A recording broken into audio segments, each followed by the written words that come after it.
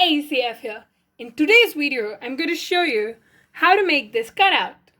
You'll need some square sheets of paper, a pencil, and a pair of scissors. First, fold the paper along the diagonal. Make another fold along the height of the triangle. Make another fold along the height.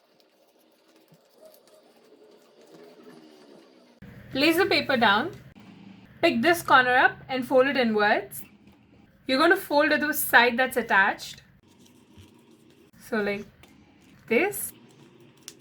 It's going to look something like this. This is the place it's going to be attached. Cut off this triangular paper. So it's going to look something like this if you open it up. Now take a pencil, draw a heart. And we're going to draw a small heart inside. Now we're going to use the scissors to cut out through the outline.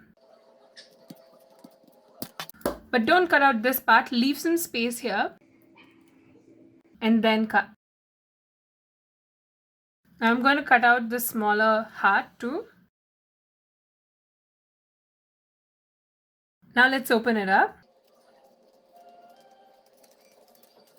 There you go, guys! We're done making our chain hearts in a circle. You're going to have these small individual hearts.